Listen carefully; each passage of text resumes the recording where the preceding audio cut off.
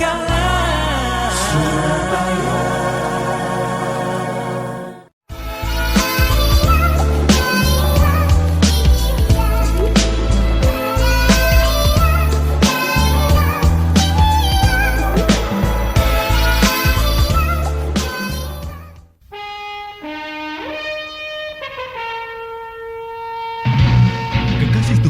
Hingga saat ini Anda masih nikmati Bincang Pagi 1062 Radio Sangkakala.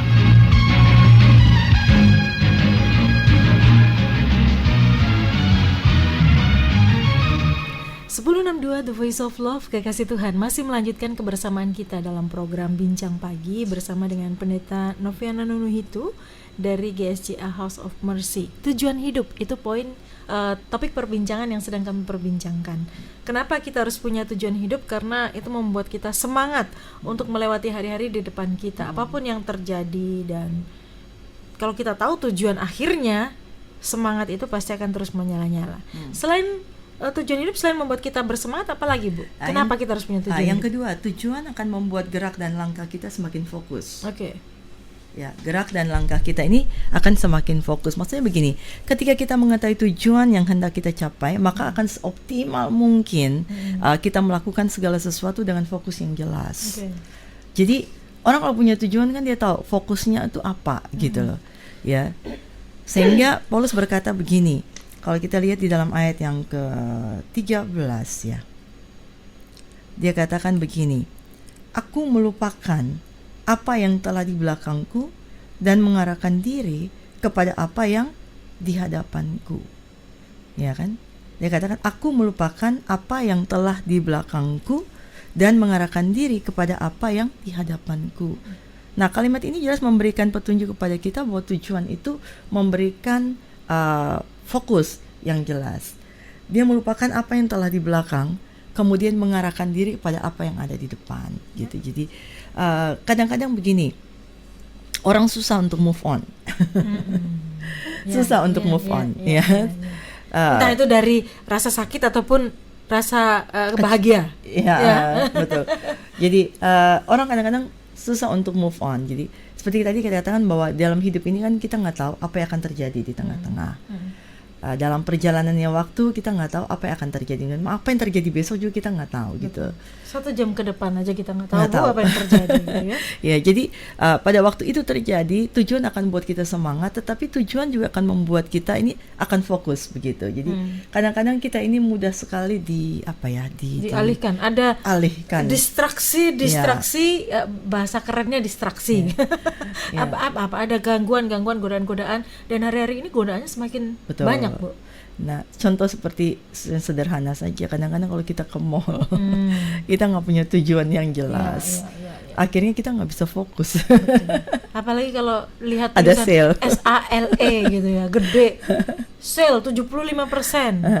Kita mata perempuan ini ketika lihat itu tuh seperti bling gitu, Bu. Ditarik sana sini. Akhirnya maunya beli sepatu, beli baju, beli ini, sepatunya nggak kebeli. Ya, memang harusnya menjadi tujuan pergi untuk apa, kadang-kadang lupa gitu. Kadang-kadang lupa, udah pulang sampai rumah tadi aku kan mau ngapain. Itulah wanita ya. Apakah pria juga begitu ya, Bu? Ada juga. Saya pernah lihat meme, Bu, kalau gaya belanja pria dan wanita. Ditulis di situ ya, kalau pria itu tujuannya A, dia langsung seret gitu, garis. Tapi kalau wanita itu bulat baru ke sana. Iya, tapi kadang-kadang juga bulat lupa ke sana. Itu makanya. Distraksi ya, jadi pengalihan. Bu, masalahnya kadang-kadang yang mengalihkan perhatian kita itu kelihatannya penting. Kelihatannya penting. Nah, tujuan kan akan mengarahkan kita untuk melihat mana yang penting di dalam hidup kita, yang paling penting dalam hidup kita. Jadi kenapa orang mudah sekali dipengaruhi?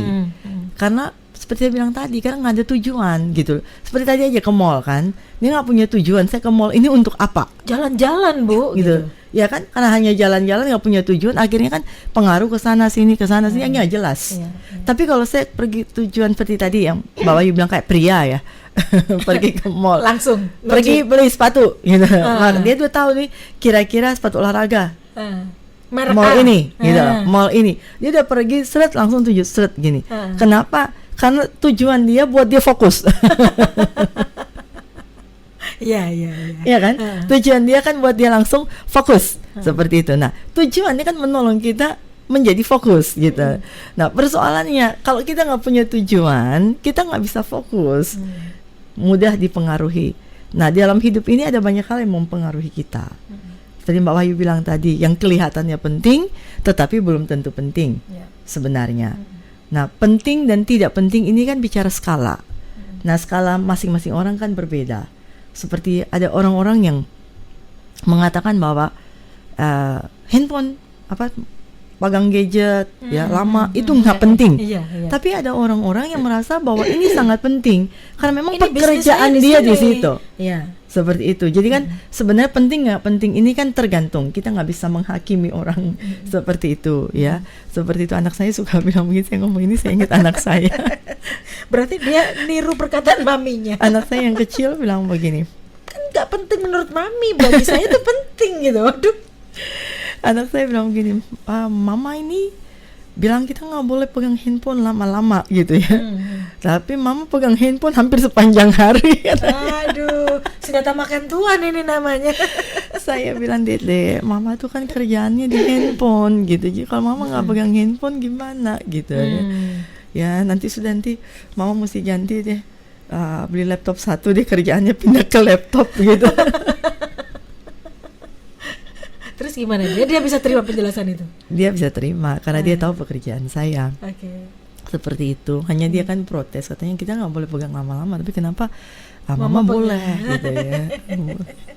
Ini zaman now ini memang kadang-kadang ya contohnya seperti anak-anak ya.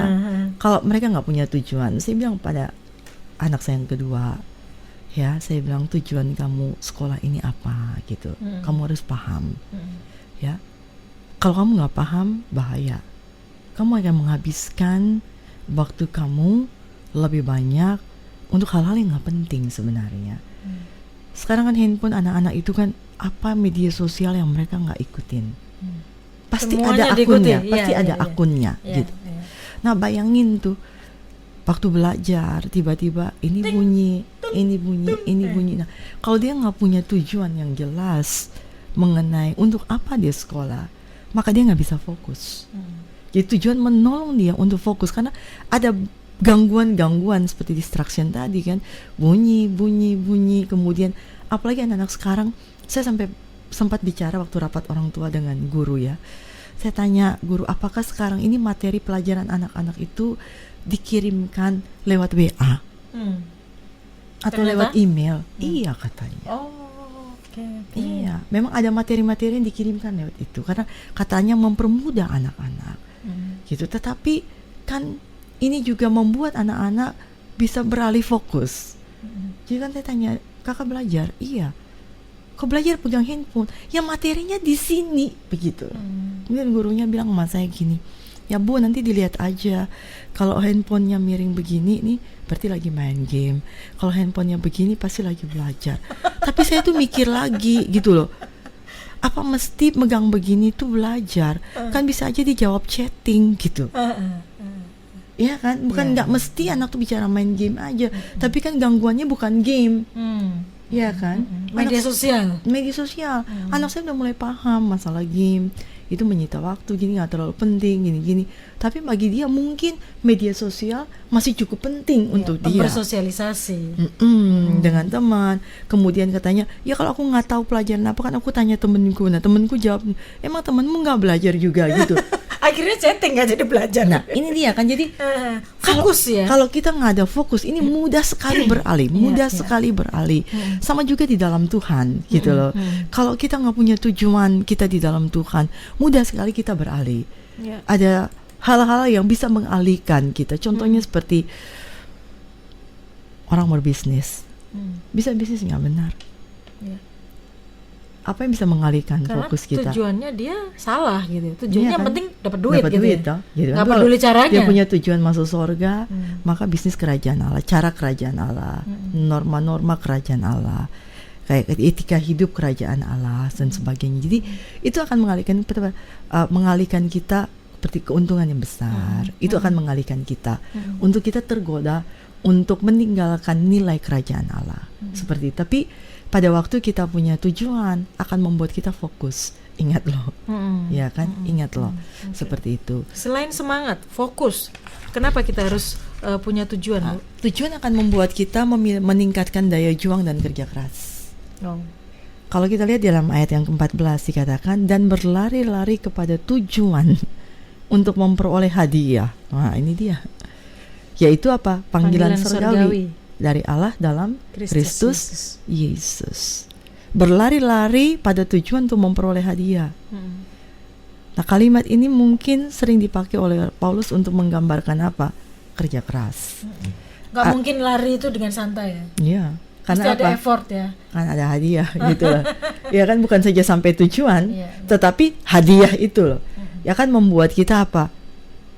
Ada meningkatkan daya juang, seperti saya bilang pelari maraton tadi, seperti angin manggil dia untuk ayo istirahat, seperti semangat udah mulai speednya udah mulai turun gitu ya, tetapi dia ingat gitu loh, dia ingat bahwa akan ada reward yang dia terima, akan ada hadiah yang akan dia terima, maka ini akan menolong dia untuk meningkatkan kembali daya juangnya, speednya ditingkatkan, kemudian kerja keras, seperti dia meningkatkan gairah di dalam diri, sebagai pacu lebih keras lagi, lari lebih kencang lagi, seperti itu.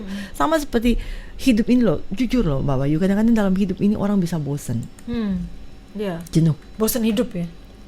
Bukan bosan hidup, tapi melakukan aktivitas di dalam hidup, ikut Tuhan juga bisa bosan, bisa jenuh, bekerja juga bisa bosan, bisa jenuh gitu, olahraga juga bisa bosan, bisa jenuh gitu loh. Apapun ada titik bosan itu. Iya, di dalam hidup ini ada titik bosan. Tapi kalau kita punya tujuan itu akan tolong kita bukan saja semangat, bukan saja fokus, tapi tujuan akan meningkatkan daya juang dan kerja keras. Jujur loh Bapak Yu, saya juga lagi sedang bosan-bosannya sebenarnya dalam bulan-bulan ini gitu. Kenapa Bu? Bosan kenapa? Olahraga aja saya juga jenuh gitu loh. Hanya bosan, kayak jenuh. Padahal gitu. Suka nge-gym kan Ibu? Nggak nge-gym lagi, udah lama. Lagi. Olahraga manual maksudnya. Jalan, olahraga kan? Sederhana. Jalan pagi. Jalan pagi 4 kilo. 4 kilo. Setiap pagi. Ya, tapi kalau pas anak sekolah.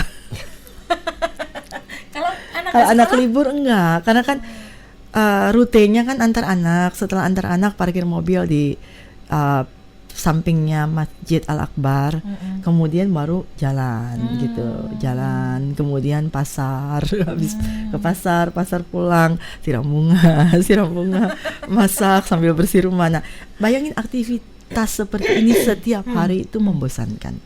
Lama-lama membosankan. Apalagi karena kita nggak keluar rumah. Bu Novi ini bukan tipe wanita yang bisa diam.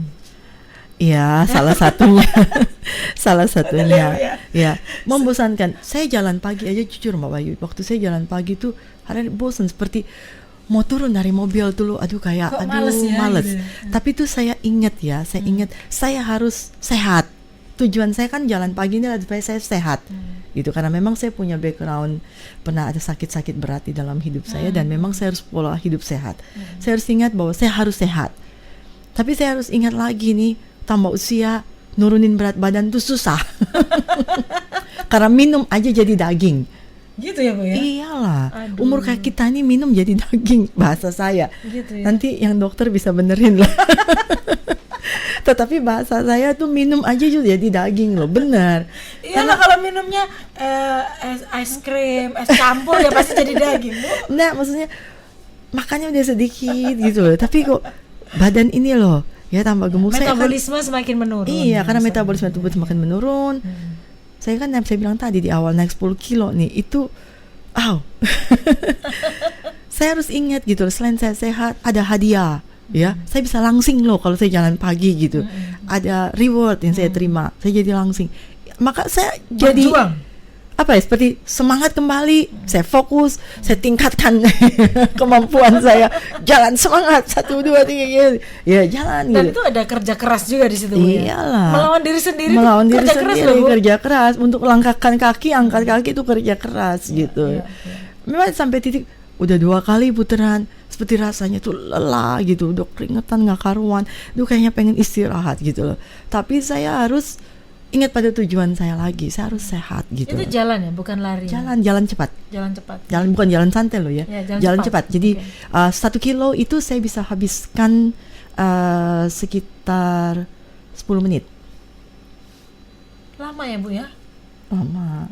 Ya? Itu cepat loh. Nggak nyantai 10 menit. Jadi kalau 3 kilo tuh 30 menit. Itu udah speed cukup cepat loh. 40 menit berarti jalan. Iya, 40 menit setiap hari. Itu kalau di total sudah sampai. Kalau nyantai, kalau sudah di total sudah sampai Surabaya Kupang gitu Bu. kalau nyantai ya, kalau nyantai itu kan 1 kilo itu bisa 20-an menit. Baru kalau nyantai jalannya. Itu udah cepat loh Mbak Bayu, 10 menit, tapi kelihatan lama gitu. Kalau saya nggak melakukan Oh, kan? gitu. Jadi bayangin aja gitu. Lama juga gitu ya. Iya, 10 menit dan berjuang untuk ya harus kerja keras. Itu kalau siaran gini sudah satu program itu. Satu program ya. 40 menit.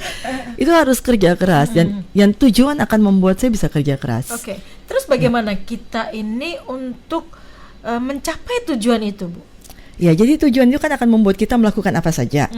Ya kan? Apa saja. Yang penting saya bisa capai dalam pengertian seperti harus bangkitkan diri, motivasi diri sendiri. Ya, karena tujuan itu kan jadi dasar atau fondasi kita. Nah, bagaimana cara yang kita harus lakukan untuk bisa capai tujuan? Yang pertama adalah kita harus tetapkan tujuan dulu. Oh ya, harus tahu tujuannya dulu ya. Iya, kalau kita nggak tahu apa tujuan saya, ya nggak bisa gitu loh. Jadi kita harus tetapkan dulu apa yang menjadi tujuan saya. Tujuan saya ikut Tuhan tuh apa? Tujuan saya melayani Tuhan apa? Tujuan saya kerja apa? Karena kalau nggak di pekerjaan kita bisa bosan. Bosan nggak Bapak Bayu siaran terus? Enggak ya? Serius enggak? Karena saya ketemu dengan orang yang berbeda. Iya, orang yang berbeda, betul ya. Tapi kalau sama terus ya bosan juga. Iya, mungkin kalau mereka yang mungkin seperti nonton program hanya dengan alat saja sendiri, mungkin bisa bosan. Ya kan? Nah, tujuan kita pelayanan apa? Melayani bisa bosan loh. Melayani Tuhan bisa bosan juga. Ya. Kemudian apalagi tujuan kita bekerja apa? Sekolah, kalau nggak bisa jenuh juga gitu. Bisa jenuh juga. Menikah ya, bisa bosan tujuan juga ya? Bisa bosan. Ada titik-titik jenuh loh. Happy anniversary ya hari ini ya. Jangan buka rahasia dong Ibu. Selamat ulang tahun yang ke-8 ya. Ke-8. Iya, puji Tuhan. Nanti ke-10, ke-20, ke-30, ke-50. Saya merayakannya di sana. Di surga. Amin, umur panjang. Terima kasih. Jadi harus tahu tujuan, tetapkan tujuan dulu. Ya, tetapkan tujuan. Kalau enggak kita bisa jenuh. Melayani Tuhan, kita harus punya tujuan. Jadi memang kalau orang bicara mengenai kalau kita ikut serinya Maxwell ya, itu kan ada tujuan jangka pendek, jangka panjang, jangka menengah. Ya, gitu. jadi tapi kan kita tujuan itu apapun mau jangka pendek, jangka menengah, jangka panjang kita tetapkan ini akan menolong kita. Bisa katakan tadi buat kita jadi semangat, buat kita bisa fokus, buat kita bisa kerja keras, bisa meningkatkan daya juang kita. Jadi apapun model tujuannya, jangka pendek, menengah atau panjang. Yang penting kita tetapkan dulu. Tujuannya apa? Tujuannya apa? Kita harus tahu ya pada waktu kita tetapkan kita tahu ini dong tujuan saya. Perlu gitu. nggak kita duduk menuliskan dan merenungkan? Perlu ya. Perlu. Justru tujuan itu akan lahir dari perenungan sebenarnya. Tapi harus dituliskan. Saya setuju. Saya setuju. Kenapa? Kalau nggak lupa Bu. Iya betul. Selain itu juga pada waktu kita tulis, orang biasanya kalau tulis dengan hanya renung itu lebih nyambung, lebih ingatnya, ingatnya tuh lebih tinggi. Kemudian untuk diulang kembali itu lebih mudah. Pada waktu kita lupa, tinggal kita buka kembali. Tujuan seperti saya ini. itu. Ya, selain menetapkan tujuan, bagaimana lagi? Yang kedua adalah kita tulis juga apa sasaran kita. Tulis sasarannya. Iya. Sasaran apa yang akan kita capai? Lah kok seperti nulis skripsi ya Bu? Benar.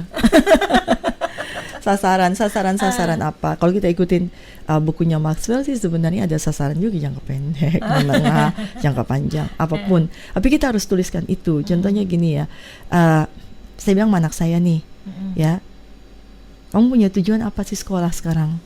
Dia bilang supaya saya bisa lulus. Nah kamu harus tulis sasaran. Sasaran tuh kamu bisa lulus apa? Ya nilai saya yang pertama harus minimal MKDU-nya sampai kepada apa tuh nilai dasarnya tuh loh. Nah sekarang kan KKM MKDU lagi KKM-nya gitu loh. KKM-nya. Jadi KKM-nya minimumnya berapa gitu lah. Dia harus minimal sampai itu, ya kan? Kemudian buat sasaran lagi, yang kedua adalah untuk kamu bisa capai KKM atau bisa lebih itu, ya kan? Apa yang harus kamu lakukan? Yaitu belajar. Belajar, kamu harus tahu nilai kira-kira pelajaran mana yang kamu rasa kamu paling sulit. Nah, itu yang menjadi prioritas utama. Dalam pengertian adalah kamu harus beri waktu lebih banyak. Tapi pada waktu saya baca satu buku lagi, saya jadi renung. Pada waktu saya habis ngajarin anak saya renung lagi. Buku itu mengatakan begini, sebenarnya kalau kita fokus kepada apa yang kurang itu salah katanya. Benar loh. Jadi harus fokuslah kepada apa yang kamu lebih di situ. Gitu loh. Kalau waktu kamu meningkatkan kemampuan pada sesuatu yang lebih pada kemampuan, makanya saya mau rubah ini. Saya mau rubah, mau ralat ke anak saya. Salah penjelasan mama dulu gitu. Kira begini, jadi pada waktu dia dapat nilai yang tinggi pada sesuatu yang mudah bagi dia, itu akan pacu dia secara psikologi. Seperti itu. Saya mau coba. Maka saya belum berani bicara apakah ini benar atau tidak. Begitu. Ya. Saya belum mencobanya. Tapi secara rasio masuk akal. Ya, jadi kita harus menetapkan sasaran. Contoh di dalam pelayanan juga begitu. Ya, kita pada waktu saya melayani Tuhan, tujuan saya melayani Tuhan itu apa gitu loh. Kemudian saya harus menetapkan sasaran. Sasaran apa yang harus saya capai? Ya, di dalam kepemimpinan, di dalam pengembalaan, ya kan, sebagai pemimpin di gereja, apa sasaran harus saya capai, berapa murid dan sebagainya. Nah, ini akan tolong kita, ya, tolong kita seperti ada warna seperti Mbak Wahyu bilang ya, ketemu orang sehingga nggak bosan, gitu loh. Ketemu orang supaya nggak bosan. Jadi memang ini mungkin salah satu rekaman ini strategi juga dari Sangkakala buat penyiar yang ini nggak bosan gitu. Ya. Jadi harus sana sini, harus sana sini. Oke, Kekasih Tuhan, kalau bicara sasaran, Bu Novi, Kekasih Tuhan silakan ya, Anda bisa bergabung juga bersama dengan kami. Silakan, telepon, SMS, WA bisa Anda manfaatkan ya. Teleponnya 0315046000, WA-nya atau SMS-nya di 0813-330-60.000. Bicara sasaran, tadi kan harus ada sasarannya. Misalnya, ini kita sudah tahu tujuannya. Sasarannya ternyata tidak tercapai seperti yang kita tulis, kita inginkan. Nah, kadang-kadang itu juga bikin semangat jadi kendor lagi. Aduh, sedangkan waktu nggak bisa diulang, terus berjalan. Tadi seperti sekolah tadi ya, sekolah tadi sasarannya ternyata nilainya nggak bagus, padahal sudah belajar. Nah, kadang-kadang itu bikin semangat jadi turun. Nah, bagaimana kalau sasaran kita tidak seperti yang kita tuliskan, kita rancangkan, dan kita bayangkan? Nah, apa yang harus kita lakukan? Sabar dulu, Bu Novi. Apa yang harus kita lakukan? Simpan dulu. Oke, kami akan kembali sesaat lagi.